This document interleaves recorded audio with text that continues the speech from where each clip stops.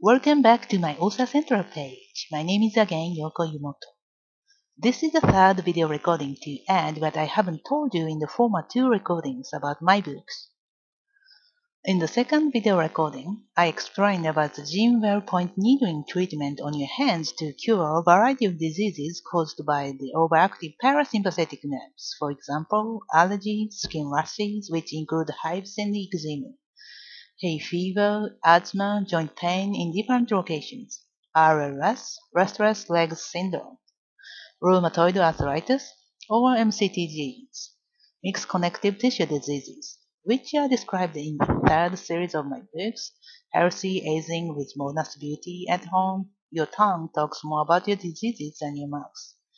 This book is about the tongue diagnosis and the Jing-Well Point Needling treatment, about which I will talk today. Out of these diseases, I had stiffness or blisters in my knuckles, hay fever, and skin rashes on my back when season changed from autumn to winter last year.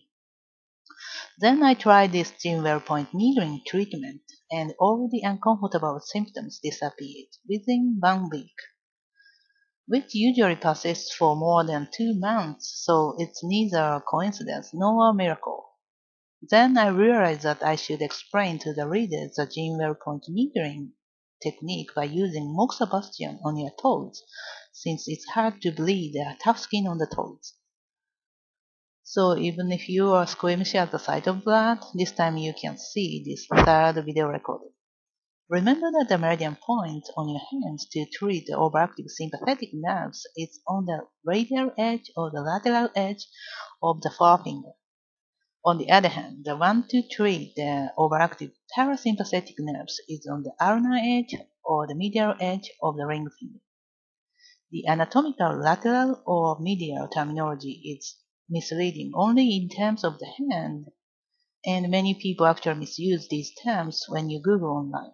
Regarding the bones of the foot, lateral means farther from, and medial means closer to the center of your body, as you can easily guess.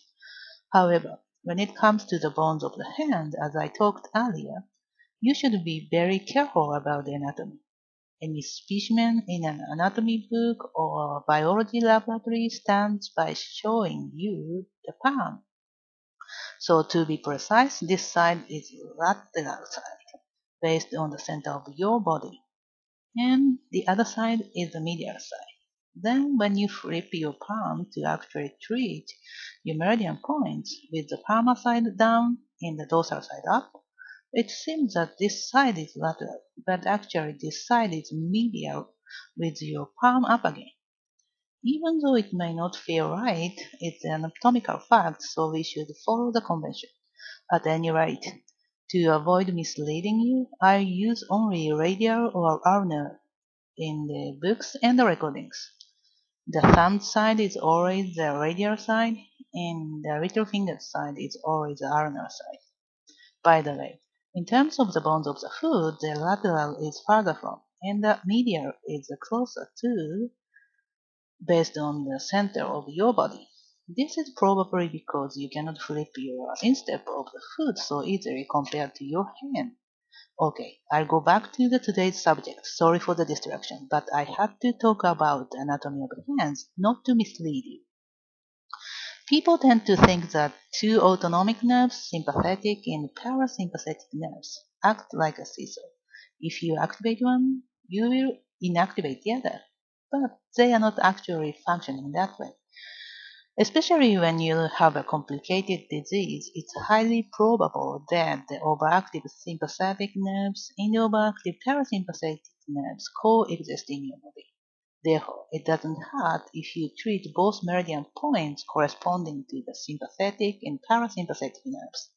By the way, if you treat the meridian points for the overactive sympathetic nerves, you can cure, for example, irritation, panic, fatigue, insomnia, or hypertension, high blood pressure. I have just pointed out the meridian points on my hand, but in this third recording, I will talk about the meridian points on the toes for Moxabustion. The meridian point to calm down the overactive sympathetic nerves is located on the lateral edge of the fifth toe. The the meridian point to calm down the overactive parasympathetic nerves is located on the lateral edge of the fourth toe. If you think your symptom is too complicated, for example, if you have used drugs for a very long time, or if your doctor prescribed the NSAIDs, non-steroidal anti-inflammatory drugs, treat the two meridian points for the intestines on the toes. This makes sense because NSAIDs could upset your stomach. These allopathic drugs are a little better than the systemic or topical steroids, but it will affect the GI tract or the digestive system in the long run. So use the meridian point on the toes. One is on the medial edge of the big toe, and the other is on the lateral edge of the second toe. If you want to treat the other organs of your body, all the corresponding meridian points are listed in my book. Anyway, for this demonstration of the Moxabustion on your feet, the best mnemonic is to memorize that the two meridian points are located outside based on the big toe. Outside based on the big toe, okay? Do this treatment for both sides of your body. Both sides of your toes, which means that there are 4 meridian points in total. Now, when you are ready, ignite a candle and then light the incense stick with the candle and stand the incense stick on the incense stick holder and put it aside for a while because you need it later. Then make a string out of moxa. This is a moxa mountain. And make a string by twisting it. A small amount of moxa is in it. See that? Then put it aside for a while because you need it later. By the way, the ingredient of moxa is dry maggot. Now it's late summer and I cannot show you a fresh maggot leaf from my garden, but all the photographs and the explanations, including how difficult it is to collect tiny white hair on the back of maggot leaf, are in my book. You can also use a cone-type moxa like this. There is a self-adhesive tape on the base, so that you can treat wherever you want on the body. You can also use the inside of the cone-type moxa if you really need to save money. You can also use a bar-type moxa, which you can purchase in Chinatown. Also, you can use the inside of the bar-type moxa. Now, use a hand cream or body cream to attach the Moxabustion, one for the overactive sympathetic nerves on the lateral edge of the first toe, one for the overactive parasympathetic nerves on the lateral edge of the fourth toe. And attach your Moxabustion you just made,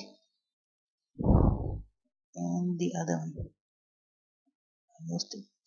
Anyway, attach the other string on the fourth toe, and then ignite them with the incense stick. Okay, that is all about it. I hope that you will enjoy the optimal health with my simple, easy, inexpensive, and safe method.